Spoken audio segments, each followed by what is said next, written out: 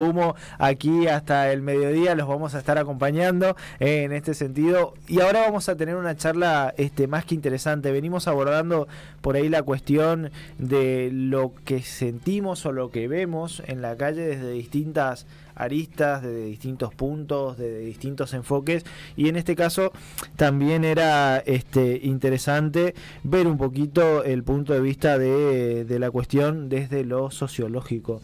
Y por eso también nos parecía más que interesante hablar con Julio Andrés Suyat. Vos me dirás si es Julio o si es Andrés.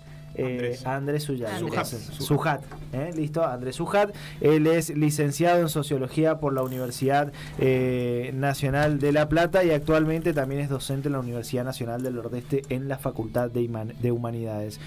Andrés, primero que nada, gracias por venir y muy buenos días. Buenos días. Bueno, ¿qué me podés describir o cómo estás viendo hoy a nuestra sociedad? Digo nuestra, puede ser la sociedad correntina, la sociedad chaqueña o en general. Sí, bueno, es lo que estamos viendo hoy en día y que llama mucha atención, ¿no? Es un fenómeno que quizás también es internacional, ¿no? Hay una creciente polarización de la población respecto a valores políticos, ¿no? A creencias, a modos de ver el futuro, de ver la propia vida, de valorar la propia posición, el propio esfuerzo. Y en particular en Argentina eso está coincidiendo con una fuerte crisis económica, con una fuerte crisis de representación política y con una fuerte crisis de imaginarios de la vida cotidiana, ¿no? Entonces como que estamos a punto de ver la tormenta perfecta quizás. Vos sabés que mencionás crisis y pienso que hace mucho se viene usando la frase crisis de valores. Como para tratar de representar de que de alguna manera estamos tocando fondo cada vez más, y cuando hacen la extensión a la crisis de valores involucran un montón de cosas, desde la educación, desde el respeto, desde las prácticas más básicas del hola, buen día, por favor y gracias. Digo, ¿esto se aprecia también, es consecuencia de todo lo que estamos viviendo o quizás es por ahí una exageración? No, yo creo, a ver, que puede ser una manera aceptable o digamos probable de leer el fenómeno que estamos viviendo, ¿no? Max Weber, un sociólogo clásico, dice, ¿no?, que la lucha política siempre es lucha de valores. Así que en ese sentido siempre los valores están involucrados, más en la superficie, a veces más en lo profundo, pero siempre hay valores involucrados. Ya decir si es una crisis solamente de valores, ya ahí ya no creo, porque como te digo que hay muchas cosas en juegos, pero es una manera de enfocar, y las personas, a medida que van perdiendo herramientas para manejar su vida cotidiana, quizás se van cerrando más en una lectura valorativa de lo que están viviendo, y ya hay un rechazo pleno de las cosas, una aceptación y una resignación total, pero eso es por ir perdiendo las herramientas en la vida cotidiana, ¿no? Pero obviamente hay una lucha política muy fuerte, hay valores involucrados, hay valores que son irreconciliables, otros valores que pueden ser conciliados, ¿no?, que se pueden establecer una jerarquía de valores y las personas lo van organizando, pero sí, obviamente, yo creo que se puede leer, pero no solamente como una crisis de valores, sino que algo más que tiene otras aristas, ¿no? Y en esto de la crisis de representación, que también me parece que tiene una concordancia muy clara con la cantidad de voto en blanco, o la cantidad de voto anulado que vemos durante las últimas elecciones, ¿qué ocurre ahí? ¿Es una cuestión generacional? O también, digo, parece redundante, pero vamos siempre hacia esa crisis generalizada? Más que generacional, yo diría que parece cíclico, ¿no? Estamos cumpliendo 40 años de democracia y ha habido ya, creo que la tercera gran crisis de representación, y si miramos capaz más en el detalle, podríamos ir por la cuarta o la quinta, ¿no? Parece algo cíclico, yo no creo que sea algo generacional, pero sí, claramente, los jóvenes, digamos, millennials, o centennials. Millennials somos nosotros, 30. A ver, la generación que nació después del 2001, ¿no? Vamos a decir de una manera. Yo no puedo creer que hay gente que nació después del 2001, ¿no les pasa? Yo trabajo en docencia y... Imagínate que hace 3 años que se acuñó el término pandemials, para aquellos que nacieron en la pandemia. No. O sea. Hay que vivir, ¿no? Los sociólogos tienen que vivir algo. Yo creo que esa generación que nació luego del 2000, del 2001, ¿no?, ya enfoca de una manera distinta quizás los conflictos, ya desde un sentido de desapego, como no me importa. Es lo que veo yo, no tengo datos empíricos para decirlo, ¿no?, para sostenerlo, pero a ver, el voto en blanco es transgeneracional, si querés. Sí. El voto a Milei también es transgeneracional. Es verdad que los jóvenes lo votan en una mayor proporción, Sí. pero Milei obtuvo votos en todos los estratos ¿no? etarios, y el voto en blanco es más difícil de medir, pero bueno, en realidad no. Pero también, digamos, hay sectores de todas las clases sociales, de todas las generaciones, de todos los lugares del país que comparten este comportamiento, ¿no? No, pensaba en esto que decís, ¿no? Por ejemplo, la crisis, estas últimas 3 crisis, qué sé yo, de 2001, 2007, 2008 y ahora, o la del 2014, 15 en el gobierno de Macri también, digo, pareciera que hasta es una marca de agua de los argentinos haber pasado por lo menos por una crisis económica. Es como que mostrás el documento, el pasaporte y la crisis económica del año que te tocó atravesar. También me parece muy complejo tratar de proyectar así, digo, sabiendo que en algún momento vamos a tener otra crisis, porque creo que esa es la sensación. O sea, pasamos una, se acomoda un par de años y naturalmente volvemos a tener otra crisis. Digo, también es muy difícil proyectarnos así. Sí, a ver, dentro del capitalismo, el sistema que gobierna a nivel global, las crisis son cíclicas, ¿no? El tema que parece que en Argentina se combinan con otros tipos, ¿no? Ya no solamente una crisis financiera o una crisis de empleo breve o una pequeña crisis económica que hace caer los ingresos durante unos meses, sino que se van combinando, se van estructurando, y sí, yo creo que va formando parte de la idiosincrasia, ¿no? De cómo los argentinos nos vemos a nosotros mismos. También hay una corriente de pesimismo, digamos, yo creo que hay que tratar de no caer en eso, a veces uno cae porque, bueno, se pone a describir los hechos y uno se va absorbido, ¿no? Muy interesante lo que escuché hace poco, una dirigente política, María Eugenia Vidal, ¿no? Dentro de los grandes dirigentes políticos de segunda línea, una joven, señalando desde la oposición, digamos, diciendo el otro día, los que creen que no se puede estar peor, los que vivimos en 1989, los que vivimos en 2001, sí sabemos que se puede estar peor, ¿no? Y yo creo que siendo una dirigente que quizás jugó en el espacio político, que estuvo en algún punto desde la oposición, ¿no? Agitando la idea del pesimismo y de la crisis, creo que es una muy resaltable esa opinión, ¿no? Digo que está bien, todo el tiempo hablamos de crisis, pero también hay que saber ponderar históricamente qué estamos atravesando y qué no. Que es lo que nos cuesta a veces, ¿no? Porque tratamos de comparar siempre todo el tiempo con algo que nos parece similar y por ahí la lejanía no te hace entender de que quizás la del 2001 fue distinta, pero fue más profunda. Yo, por ejemplo, y esto por ahí lo hablamos siempre nosotros, en un promedio de 30 años, yo era chico cuando pasó lo del 2001, pero tengo presente lo del Secacor, tengo presente la utilización de quebracho. Acá en este caso se utilizaban las 2 monedas o cuasi monedas, y la cuestión social era todavía más desesperante que hoy. Totalmente. Entonces creo que hay una diferencia, y por ahí la lejanía nos cuesta apreciar eso. Por eso yo creo que en esto de la idiosincrasia y la gimnasia en vivir crisis, yo creo que justamente la generación post-2000, post-2001 quizás no lo vivió. Creo que todos lo vivimos de chico, el 2001, el 89 yo por lo menos, yo no había nacido todavía, pero el 2001 es un recuerdo muy vivido de la infancia, y hay una generación que quizás algunos autores dicen naturalizaron cierta estabilidad, ¿no? Por lo menos cierto bienestar, cierta base económica positiva ya la tienen naturalizada y no conciben una situación donde eso ya no exista. Y esta opinión de Vidal, pero que se viene del oficialismo también y de muchos lados se viene diciendo, esta red de sostenimiento social puede perderse, ¿no? Hay que tener en cuenta eso. Está todavía, y creo que es lo que nos aleja de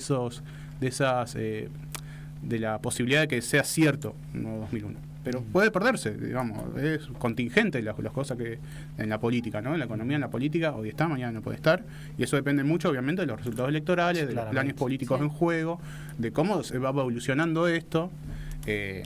También espero, digamos, que los dirigentes tengan en cuenta esta posibilidad, ¿no? De ir atajando, de no agitar esas situaciones. Históricamente vivimos como una cuestión muy dicotómica de blanco, negro, Boca, River, y en la política también funcionó siempre peronismo, radicales, y después, bueno, con la asociación del radicalismo y el PRO. Y ahora vemos como esto de elección de tercios. ¿Vos cómo ves esta cuestión de las 3 aristas y si crees que se puede convertir después en, de nuevo, algo de blanco y negro con la caída de alguno de los dos.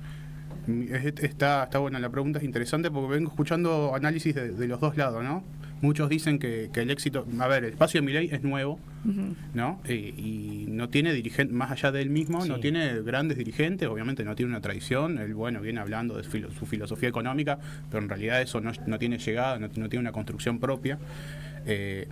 Políticamente hablando. Sí, carece de esa estructura partidaria que tienen todos los demás. Carece de estructura, carece de un folclore, carece, digamos, de un imaginario más allá de estas elecciones, de este contexto. Pero bueno, algunos vienen diciendo que el éxito electoral se debe a que, por decir una manera, robó votos tradicionalmente peronistas, ¿no? Cierta asociación con Massa en ese sentido, ¿no? De que en determinados territorios hubo determinadas cercanías y que el discurso de Milei ha llegado a la población que tradicionalmente votaba el peronismo, ¿no? O sea, de estratos medios para abajo. Y también hay mucha afinidad en el término del discurso de promercado, cerradamente capitalista, pro norteamericano, digamos, con ciertas áreas más liberales bueno, sobre todo el pro, ¿no? Quizás no tanto el radicalismo, pero en torno al pro. Entonces vos vas viendo eso, cómo este nuevo tercer actor va sumando de los dos lados, ¿no? Yo no sé cómo puede salir esto, todo depende de muchos factores. Lo más inmediato son las elecciones, qué va a suceder. Pero sí, políticamente siempre se tiende a una polaridad. En Argentina eso se ha ido esquivando, pero ha habido dos actores que son preponderantes, siempre, ¿no? ¿Cómo va a salir? Bueno, ahí está el desafío, yo creo que sobre todo de Cambiemos, del PRO, porque el peronismo, mal que mal, ya tiene una tradición muy larga. Sí, tiene un piso siempre, 25-30%, que más o mal que le vaya, siempre lo tiene y siempre es saber hasta cuándo llega la pregunta. Se ha sabido reconvertir, ¿no? Con Menem. Aparte que tiene la característica también de abroquelarse cuando parece que ya lo van a destruir, se juntan, toman fuerza y resurgen de nuevo. Digo, yo hace por lo menos 8 años se viene hablando del fin del kirchnerismo y desde que ganó Macri se iba a extinguir el kirchnerismo y todavía. Yo creo que Alberto hizo más por eso que cualquier otro. Pero a lo que voy es que... A ver, el radicalismo tiene estas mismas características. Creo que el desafío lo tiene el PRO. Exacto. Ahí cómo se va a reconvertir, porque su principal dirigente, Mauricio Macri, ha tenido una cercanía muy extraña con Milei también, incluso ¿no? el propio Milei lo reconoce, es como mi gran amigo, mi gran asesor. Pero más allá de la cuestión electoral, que me parece interesante también, porque creo que de alguna manera sintetiza un poco el fenómeno Milei, todo esto que venimos hablando, no desde el punto de vista de la pérdida de valores, sino de esta desconfianza que hay hacia la dirigencia política, de esta falta de soluciones a un montón de problemas, o partidos, movimientos, líderes que están hace mucho tiempo y las cosas no han cambiado nada, o que cambian de lugares pero los nombres son los mismos, y Milei de alguna manera viene a romper con todo esto y decir, bueno, dame la chance a mí, que no me conoce nadie, por lo menos de hacer algo, o qué sé yo, de mentirte, ¿entendés? Pero dame la posibilidad. Pero más allá de todo este contexto, que insisto, es como vos decías, quizás el inicio de la gran tormenta perfecta, ¿cómo apela a lo emocional, a lo nuestro de cada día, digo, a la hora de tomar una decisión tan importante que nos va a marcar el futuro de acá a 4 años? Sí. Y cada vez más... ahí está. Me estaba volviendo loca, perdón. A ver, cada vez más, de manera deliberada, los espacios políticos apelan a interpelar más que el raciocinio, a las emociones, a lo afectivo, y Milei ha sido muy efectivo en eso, muy eficaz, con propuestas que parecen técnicas, las expresa en un lenguaje muy cerrado económicamente. Yo creo que de manera deliberada. Hasta muy académico. Sí, o sea, cita autores de hace 50 años que los conocen en una cátedra de la Facultad de Economía, digamos. Pero ha sido muy eficaz mezclando esa apariencia de cientificidad con una apelación directa a las emociones, y creo que lo más peligroso es que interpela emociones agresivas, ¿no?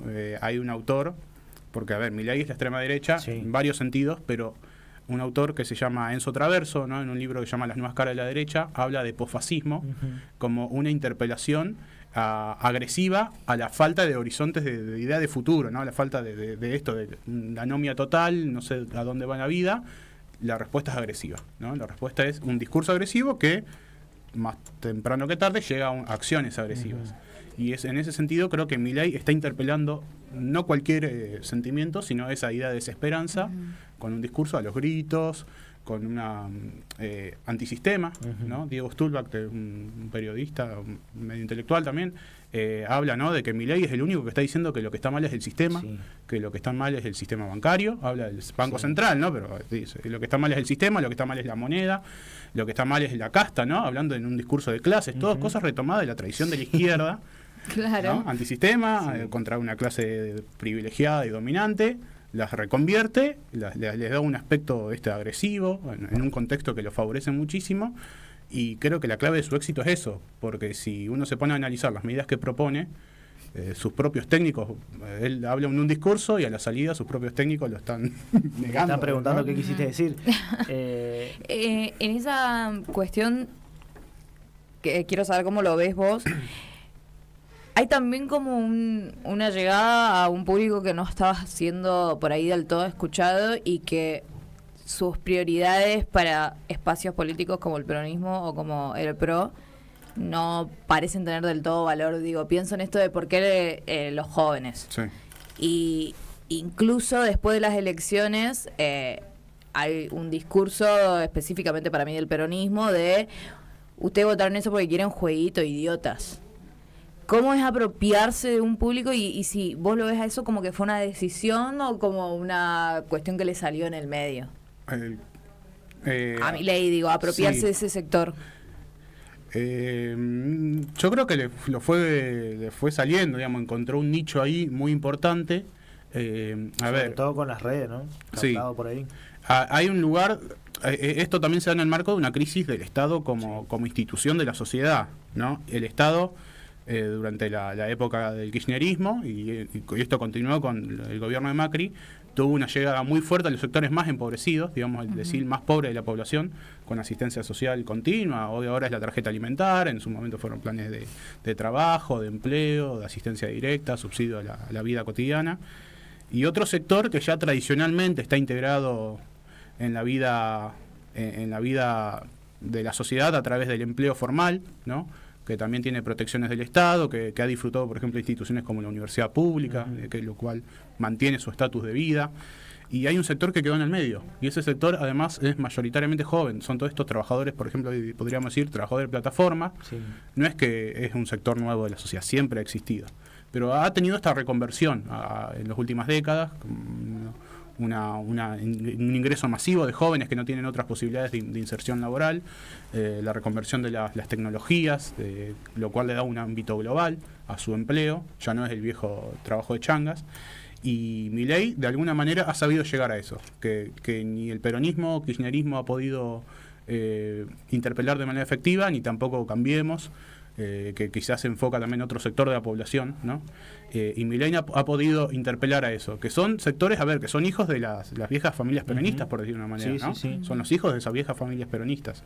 Y lo ha salido a interpelar con un discurso que también de no me importa nada, esto que veníamos charlando, ¿no? De que un poquito también apela a la juventud misma, ¿no? A esa rebeldía. Exactamente, ¿no? O sea, toma consignas de la política de izquierda, rebelde, antisistema, y también toma símbolos de los últimos 20, 30 años del rock, ¿no?, de la renga, que uno va a decir, bueno, no sé si los artistas están de acuerdo con esa. No, bueno, desde la renga salieron a criticar el uso y a decir que para nada estaban de acuerdo con eso. No le importó tampoco y lo siguió usando. No, y bueno, la Versuit en su momento usaban, se viene el estallido, ¿no? Sí. También. Y que incluso es uno de los... representa también una época ese tema, pero en general me parece interesante esta cuestión de ha sabido captar, pero cuánto de eso puede llegar a capitalizar, cuánto de todo lo que hoy es Milei, de lo que se habla de Milei, puede llegar a capitalizar, digo yo, porque una cosa son las PASO y otra cosa van a ser estas elecciones generales, donde, como bien hablábamos recién, es casi una elección de tercios. Ahora, entre el primera vuelta, balotage, también está el desafío del resto de las fuerzas, digo, cómo van a traccionar ellos su capital político y cuánto de eso puede efectivamente capitalizar Milei. Sí, a ver, podemos verlo en dos dimensiones. Esto que estamos hablando de la interpelación a los jóvenes, yo creo que Milei está construyendo una militancia en torno a eso, que a la larga puede ser muy fructífero, digamos, de una militancia convencida de sus ideas o fuertemente interpelada de una manera emocional para darlo todo por ese espacio político. Y eso a la larga puede germinar, digamos, el kirchnerismo fue muy efectivo en su momento, construyendo militancia en torno a eso, y esa militancia después la desplegó en la institucionalidad, digamos, tuvo una larga trayectoria en ese sentido. Pero a su vez Milei tiene el desafío a corto plazo de que si quiere gobernar, no hace falta solamente militancia, sino construir lazos con el poder, digamos. La legitimidad va a ser importante, sobre todo por cómo va a quedar en un hipotético escenario de victoria de Milei. El Congreso, sobre todo, no va a tener mayoría en ninguna de las cámaras, va a tener que negociar constantemente, entonces... Bueno, hay un periodista, Pagni de La Nación Más, viene relatando todas las semanas cómo se va desplegando el ingreso de la casta en varios niveles al espacio de Milei. Ahora venía escuchando, por ejemplo, con el sindicalismo, ¿no? Barrio Nuevo. Claro, en un primer momento denostando a todos y ahora formando lazos porque es la única forma de ganar, generar esa legitimidad. Y aparte que, a ver, el discurso es muy agresivo contra ese espacio, pero su forma, sus aspiraciones económicas lo requieren, porque ¿no? Es parte de la política que él quiere construir, este acercamiento con el dólar, con Estados Unidos, digamos. Esos son muchas de ellas personas que está interpelando hoy en día, son personas que han trabajado muy cercanamente a las posiciones de Estados Unidos, por decir una manera, del FMI, digamos, que ya han transado con el sistema, por decir una manera más rápida. Y de los que van a necesitar el respaldo a la hora de tomar decisiones y que no se le pare la calle, por decirlo de alguna forma. Y una cuestión de hacer, o sea, como que mucho de su discurso anticasta va a terminar cayendo. Sí, porque a ver, el discurso es revolucionario, pero la orientación política es hiperconservadora.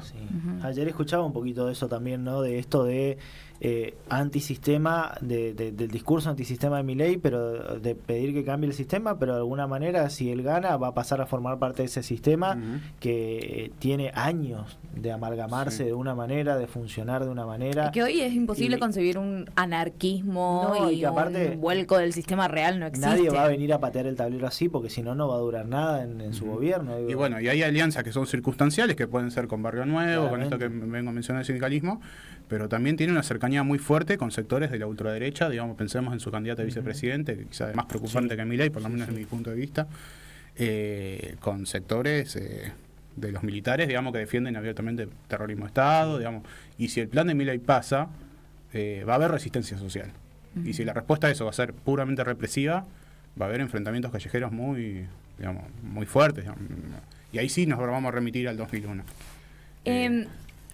Pasando un poquito a lo que vemos por ahí más desde la parte humorística de cómo la gente te invito a mi primera crisis, ese tipo de cosas, todo lo que está haciendo campaña por un lado más serio de los medios y demás, que parece haber una alianza para defenestrar y golpear a Milei por todos lados. ¿Lo ves con resultados? ¿Tiene o está haciendo que crezca la figura de Milei? Vos decís esto de las redes sociales, incluso también de los medios, digo, hasta el otro día lo decíamos, hasta Ángel de Brito Lam le llamaron a la ex para que hable mal de él y al final habló bien, digamos. A ver, es la lógica de la polarización. Esto, vieron Brasil, las elecciones de Lula, armó todo un espacio político inmenso y ganó por 0,5%. Estamos yendo hacia esa lógica de la polarización. Es suma y resta, pero ambos, tanto tratar de sumar o tratar de restar, van a ir solamente llevando a dos posiciones, a favor o en contra. Y eso a él lo favorece totalmente. Porque del 30% lo va a llevar al 49, 50, 51. Digamos.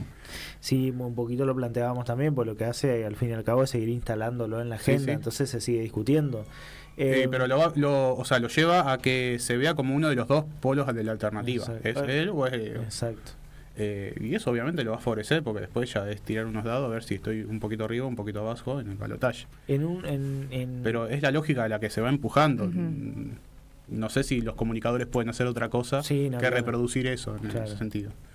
En función de esto también digo, y lo que decía Marian recién, esto de te invito a mi primera crisis, yo tengo la sensación de que el argentino tiene una capacidad de reírse de sí mismo y de las cosas que le pasan que no se ve en otras partes del mundo. Y quizás sea por esto, por naturalizar tanto este tipo de situaciones, por naturalizar tanto no llegar a fin de mes, no sé, pero es como que transitamos los grandes problemas de forma distinta. Digo, esto se aprecia también desde el punto de vista más académico, más sociológico. ¿Ves esa capacidad del argentino ni siquiera de reinventarse, sino de convivir con lo malo de forma distinta? No sabría, pues habría que compararlo pienso con... en los memes, por ejemplo, pienso, no sé, en frases así como esas, y cuando ella dijo te invito a pasar mi primera crisis, me imaginé un salón con una gran fiesta y gente de nuestra edad pasando claro, ¿entendés? Vos llegás a fin de mes, no, yo tampoco, brindemos, digamos, una cosa así. Pero a mí me llama la atención ese fenómeno. Sí, pues habría que compararlo con otro, cómo lo atraviesan otras sociedades o cómo se atravesaba en otras épocas. No sé, sabría decirte, creo que es algo que está instalado en nuestra sociedad. Si uno escucha los tangos, digamos, han pasado a la historia de los tangos más tristes, pero había tangos que se reían de todas estas situaciones, eran... ¿no? Claro, el humor político y basado en nuestra propia desgracia es algo histórico, solo que hoy lo puede hacer cualquiera. Bueno, y las redes sociales dan una amplificación, le dan un tipo de formato, el formato meme, ¿no? Pero habría que... No sabría qué decirte. No, está bien. Y ahora una sección de los mejores memes. Claro, y sacaban una cantidad de memes. Digo... Ahora, igual, a ver, más allá de eso, hay que tener cuidado muchas veces se piensa que por hacer un meme uno ya está tomando una posición y luchando contra determinada cosa. No es así, digamos. La lucha política va a estar estando en la calle y en las instituciones, digamos, y las redes sociales pueden crear un clima, pero no van a resolver la situación. Bueno, vos sabés que... un compañero me decía la otra vez, muy militante él en los 90, sobre todo cuando se dio el correntinazo y las grandes crisis acá en la provincia, y me decía que los jóvenes han perdido esa capacidad de militar sus problemas porque creen que hoy la militancia pasa por las redes sociales y que las batallas, un poco coincidiendo con lo que vos decís, no se ganan a través de las redes. Se pueden instalar los temas, se pueden charlar, opinar, pero finalmente las decisiones se ganan en la calle. ¿Crees que, y ya esto también lo sumo a una visión más general, los jóvenes han cambiado todos los intereses que podríamos llegar a tener nosotros? Por ejemplo, hoy los intereses son distintos, los objetivos son distintos. Yo creo que en parte, o sea, vos me traes la opinión de un viejo militante que, bueno, desencantado quizás con las nuevas formas. Claramente. ¿Sí? Yo creo que se están transformando las formas de participación política y también depende mucho el espacio al que uno adhiera y con las personas con las que uno se encuentra, ¿no? ¿Qué tipo de tradiciones se rescatan en cada espacio? Por eso yo rescataba hoy que veo, por ejemplo, que Milei está tratando de construir algún tipo de militancia con rasgos más tradicionales. No sé si va a ser duradero o no. Y otros espacios, quizás como... el kirchnerismo, que en su momento tuvo mucha... sí, eso lo uso en clase. Eso lo uso en clase. ¿Sí? Sí, bueno, hay que reinventar también los memes han llegado a ese punto, ¿no? De poder ejemplificar situaciones, incluso usarlo pedagógicamente. Sí, totalmente. Pero, sí, a ver, también la política va cada vez más crecientemente transcurriendo los canales de las redes sociales, y en su momento se le ha criticado mucho a políticos, ¿no? que toman sus decisiones mirando la tapa de los diarios. Sí. Digamos, siempre hay un objeto ahí que fija la atención y fija todas las ansiedades políticas. Pero bueno, la política se va transformando, el espacio de la calle sigue teniendo su espacio, las instituciones siguen teniendo su peso, aunque estén devaluadas en nuestro imaginario, siguen teniendo su peso para decidir si una política funciona o no, para decidir si una política tiene llegada o no. Y las redes sociales van a ser un espacio más. Si la militancia se llega solo a las redes sociales, va a ser una militancia muy limitada, totalmente, y eso se va viendo, ¿no? Si la campaña contra Milei es solamente en las redes sociales, va a ser muy limitada, como si la campaña de Milei solo fuera en las redes sociales, ¿no? Él también tendría las posibilidades muy limitadas. Yo creo que el desafío es ir combinando las distintas herramientas a las que uno va accediendo.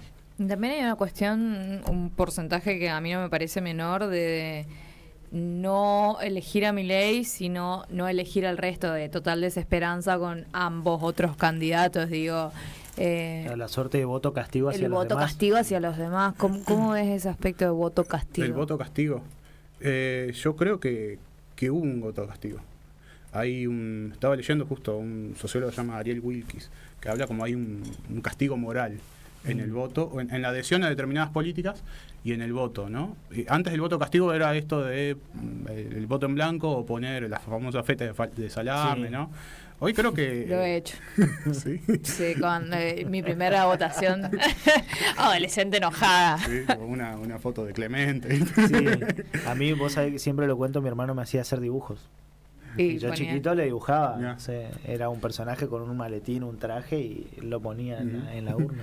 Y hoy creo que el voto castigo es una boleta tradicional, ¿no? Con un candidato, con sus diputados.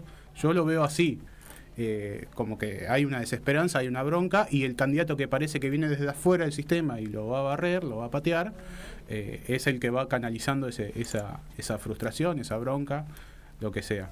Es interesante señalar que la herramienta de la bronca sigue siendo el voto, ¿no? Y no hay un rechazo más abierto. Sí. Pero si uno analiza el 89 y el 2001, las crisis arrancaron después de los actos de las elecciones. En el 89, después de las votaciones de medio término, que Alfonsín terminó adelantando, y en el 2001, después del fracaso de la Rúa en octubre, ¿no? A ver, la gente deposita sus esperanzas en las elecciones, y si eso no da resultado, puede derivar en otro tipo de, Claro. Es de un fenómeno, manifestación. es un fenómeno igual de interesante, digo, porque primero votamos, te damos un tiempo y si no se resuelve, y bueno, salimos a la calle. Exactamente, sí, sí. ¿Qué es lo que hace que parezca novedoso? Digo, lo dijiste muy bien y creo que yo no lo había podido poner en palabras. Es un discurso antisistema clásico y típico de la izquierda, más algo clásico y típico de la ultraderecha en cuanto a formas. ¿Por qué parece novedoso igual para la gente? Es una buena pregunta. Yo creo que desde el 83 los espacios políticos han ido moderando sus discursos, ¿no? En la década del 80 todavía muchos altibajos, pero a partir de los 90 el menemismo hubo cierta moderación de los discursos en los espacios políticos masivos, y la izquierda también ha ido perdiendo esa rebeldía en su discurso después del 2001, ¿no? Y bueno, y las nuevas, como dice Mirta, el público se renueva. El público se renueva. Grande, Mirta. Una visionaria. Y hay una construcción también, no es casual, ¿no? Digo, hoy escuchaba alguien que decía, ¿qué tienen en común el peinado de Donald Trump, de Boris Johnson y de Sí, Milley, ¿no? es algo que también lo escuché, me parece muy interesante porque incluso lo anclaban al fenómeno del outsider Claro. que viene por fuera de la política, que viene a patear todo y que una de las cualidades era el pelo, por ejemplo. vos Y decís, bueno, hay una construcción deliberada que sociólogos que trabajan en ese Claro, pueden ir porque identificando, psicólogos, vos antropólogos. mirás un dirigente y nunca está desprolijo, siempre está bien presentado, Sí, sí. bien peinado, bien prolijado, y estos son completamente distintos. Es más, a Milei pocas veces, ahora creo que un poquito más, pero antes pocas veces se lo veía de saco con corbata, siempre era con la campera de cuero, así mostrando otra actitud. Pero el fenómeno outsider también es algo que se viene dando en distintas partes del mundo. Quizás en algunas sociedades escala un poquito más y en otras no, pero es un fenómeno que está emergiendo. Por eso, hay una construcción del candidato muy científica en sus métodos, ¿no? De cómo presentarlo, cómo instalarlo. Obviamente que sus rasgos personales ayudan a esto, facilitan el trabajo, y coincide con el contexto del que venimos hablando. Coincide donde ya ya gobernó y gobernó mal, ya gobernó mal, a estos no les veo capacidad de crecer. Bueno, voy con que es el que aparece en la tele, era el candidato súper instalado por los medios de comunicación, hoy atacado, pero hace unos meses atrás. Rarísimo. Yo no miro mucha tele, pero las veces que prendía estaba el tipo. Sí, igual. Yo creo que había como una suerte de vamos a reírnos de esta persona y al final, Pero digo, ups. En algunos Ups, ¿qué lugares, pero hicimos? yo creo que no es casual, digamos. No. Y Incluso por más que lo ataquen, lo siguen instalando. Sí, O sea, es muy gracioso. Y en materia de seguridad, ¿tiene que ver algo el discurso de Milei, de mano dura y demás? Preguntándonos, digo, los medios también ayudan a instalar y también es algo de la realidad, ¿no? Pero creo que durante los últimos, desde las PASO, todos los días vimos el caso de un muerto por inseguridad. Ujú. No creo que sea su fuerte. Yo creo que él, en su planificación política, lo tiene muy en cuenta por esto de que, él no va a luchar contra la inseguridad común y corriente, sino que va a luchar contra la protesta social. Pero eso no lo dice. lo vemos en su armado, lo vemos con la gente con la que se junta, en los subterráneos. Yo creo que su fuerte es el discurso económico, que es la preocupación hoy principal. Al discurso más tradicional de los problemas de la seguridad la veo más afín a Patricia Bullrich, claro, en ese sentido. No estoy ni bajándole el precio del problema ni subiéndoselo, ¿no? Digo, cómo lo percibe cada candidato y cómo lo toma cada uno y cómo lo devuelve a la sociedad. Yo creo que a Milei la gente no está mirando eso particularmente. Sí puede ver que es un tipo que va a ir de frente, que si existe el problema lo va a enfrentar, pero no particularmente. O sea, creo que esa actitud la ven para encarar cualquier problema, ¿no? Claro. Yo no he visto que hable mucho del tema tampoco. En esto, en relación a esto, digo, de plantear problemas, plantear escenarios a resolver, yo tengo la sensación de que hace mucho tiempo que la política carece de propuestas a la gente. O sea, dicen qué quieren hacer, pero nunca nos dicen cómo lo van a hacer. E incluso creo que eso un poquito también se ha acrecentado desde que tenemos por ahí las PASO, por el hecho de que empezamos a hablar de candidatos, de nombres, de equipos, y cuando tenemos que hablar de propuestas nos queda un mes y medio y nadie te va a contar en un mes y medio lo que va a hacer en 4 años. Digo, un poquito esa falta de propuestas ¿es consecuencia también del sistema actual que tenemos o ya es un vicio que tiene la dirigencia política en estos últimos años? No creo que sea algo nuevo esto, ¿no? Porque creo que siempre la construcción del candidato político, de la propuesta política, va más por la consigna anteriormente, por el eslogan hoy en día, ¿no? Por el mensaje rápido, por áreas de interés, y cada vez eso se va acentuando más, porque cada vez la política pasa más por la publicidad, y la publicidad no tiene tiempo ni interés en desarrollar un tema, sino en instalar un mensaje que se fije en tu cabeza y te impulsa a tomar determinada decisión. Y capaz que en eso veníamos diciendo, ¿no? Que tiene un discurso académico que da la impresión de que está diciendo algo de cómo va a ser las cosas, aunque después no se entienda. Yo creo que en ese caso juega con eso. En el oficialismo lo veo más, bueno, están gobernando y tienen que hablar un poco más de la... Claro, ahí se complica un poco más porque gestionar y proponer es complicado, digo, sí. Es más, si vamos a ese punto, hasta ahora tanto Milei como Patricia Bullrich son los que presentaron de alguna forma su plataforma de propuestas. Desde el gobierno no se conoce mucho más que algunos intenciones o anuncios de Massa, que sigue siendo candidato y ministro de Economía. Sí, es una posición muy compleja la del candidato Massa. La verdad que porque de alguna manera tiene que defender su gestión y por otro lado romper y presentar un nuevo horizonte. Y aparte que es difícil estar hablando de vamos a estar mejor en el área específica que está manejando él. Y hay una cuestión que creo que no hay que dejar pasar, que en esta crisis del Estado, ¿no? de la figura del Estado, como autoridad moral, podríamos decir, en esa caída de cómo las personas ven al Estado y cómo sienten que el Estado responde, mucha gente capaz que se imagina que gobernar es fácil y que si gobiernan es porque o son corruptos o porque son inútiles, y capaz que ciertas propuestas, ciertas ideas mágicas se instalan a partir de esa idea de que este va a llegar por sus cualidades personales, no por si que pueda gobernar o no, subestimando la tarea de gobernar, digamos, cualquier figura puede llegar a ocupar ese lugar porque es una cuestión de voluntad al fin y al cabo. Claro. Yo creo que hay algo de eso también. Qué interesante. En este surgimiento de Milei, ¿no terminó de funcionar como un llamado de atención para los otros espacios? O sea, para nosotros lo vemos, digo, es un llamado de atención. ¿Para ellos? Yo creo que sí, eso lo vamos a saber más adelante, pero creo que jugaron a, bueno, le va a robar votos a aquel, ¿no? Como a ese jueguito de la política chica y a corto plazo, y se está generando un fenómeno que puede tener una larga perduración en nuestro país. Y va a cambiar las reglas de juego de cómo se disputaba la política hasta hoy en día. Yo creo que sí, ellos están en el fragor de la campaña y hay que tomar decisiones a corto plazo de cómo sacar un punto más, o no perder un punto. Pero debe haber gente que está pensando que esto no... O sea, lo que pasó en Brasil, y parecía que quedaba en Brasil por sus condiciones particulares, se está trasladando a Argentina, y vimos que en Brasil hoy en día el bolsonarismo es un actor político relevante, de peso, que te condiciona el Congreso. Específicamente por la cuestión económica, con que tuvieron lo opuesto a lo que tenemos nosotros. Claro, bueno, y si pasó ahí.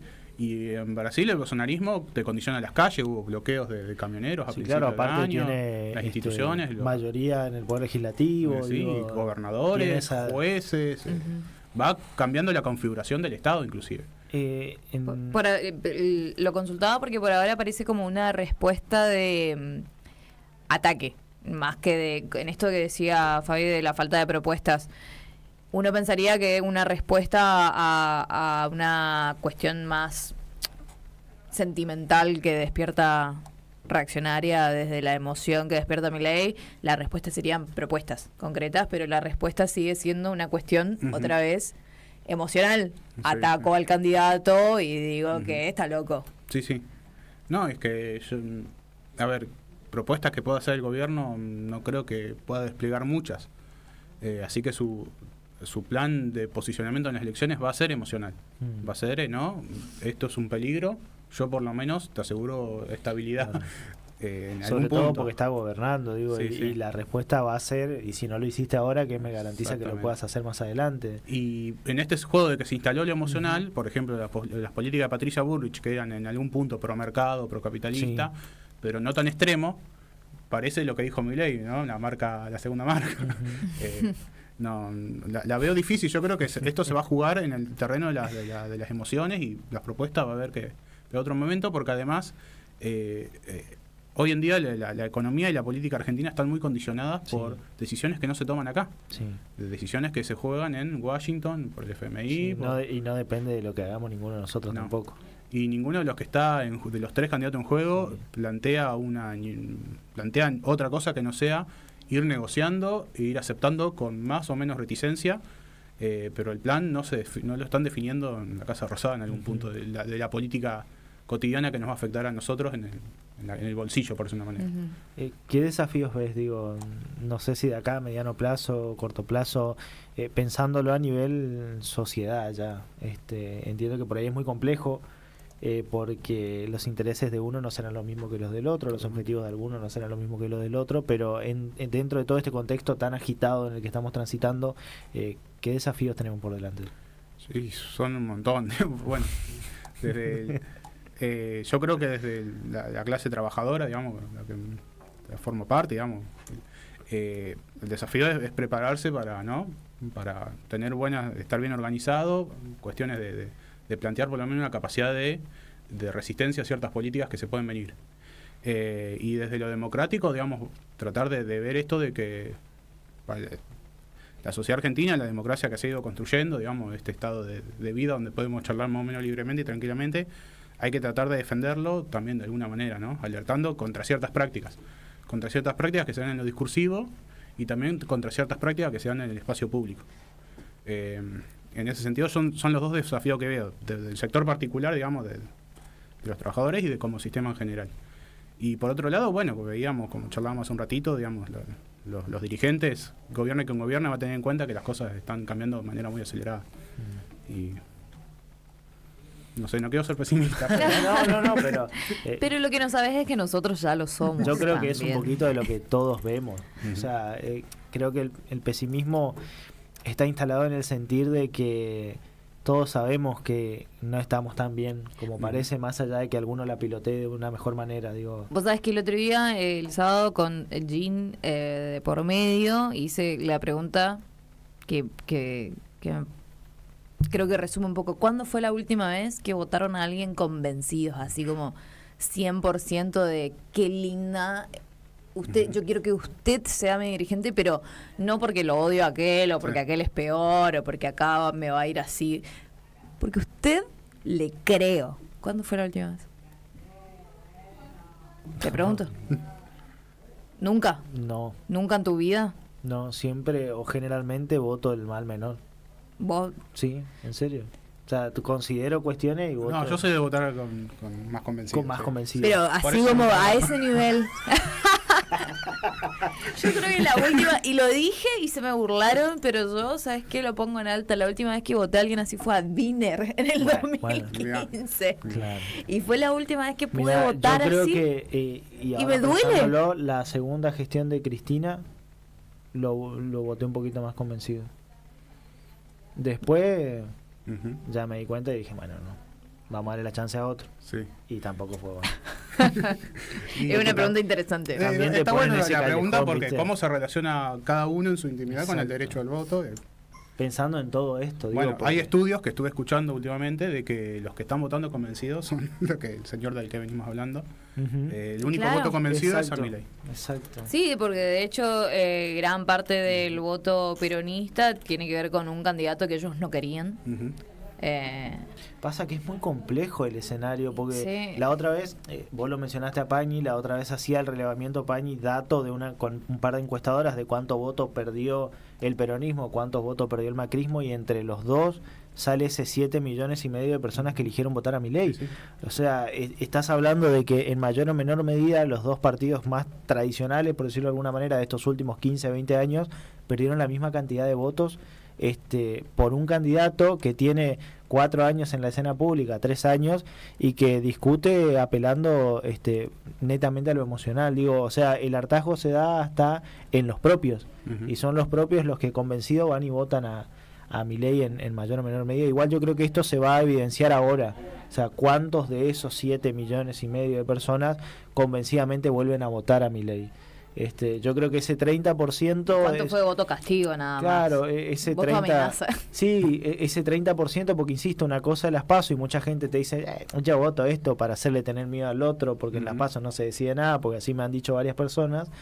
Yo creo que ahora vamos a ver verdaderamente el capital político que tiene Milei, y si eso logra trascender a octubre en una hipotética segunda vuelta. Yo creo que el voto lo va a mantener, no sé, porque, o sea, si yo te voy a castigar no es una amenaza de que te voy a castigar. Sí, claro, claro. Pero vos sabés que ese discurso de yo voto ahora a Milei para que el resto tenga miedo a ver si hacen algo, lo he visto mucho. Mirá, bueno, y me llama la atención. Interesante. Hay que ver, bueno, uno siempre, hay que tener en cuenta esto, de que uno siempre se mueve en un círculo. Sí, claro. ¿No? Sí. Si es un comportamiento que va a tener efecto social o no. Yo la verdad no sé, y la verdad que por lo que uno viene escuchando de las encuestas y todo eso, que también son instrumentos manipulados y de manipulación. Sí, claramente. me parece que las PASO fue el gran ejemplo Sí. de eso. Cómo agrandaron la figura de Larreta y la cantidad de guita que gastó ese pobre pensé que señor. Larreta iba a- Pero, Yo estaba convencida y lo es sabía más, desde el mirá, primer momento que era Bullrich. ni nos vayamos hasta Larreta en el hecho del decía el fenómeno que de Milei cayó, no llega ni al tercero y terminó ganando la elección a nivel nacional. Digo, fue el candidato más votado. Pero a mí yendo al pasado, me pasó con Vidal. Yo vivía en provincia de Buenos Aires y Vidal era imbatible en las encuestas, en la televisión, pero yo venía, pero no está gobernando muy bien, decía.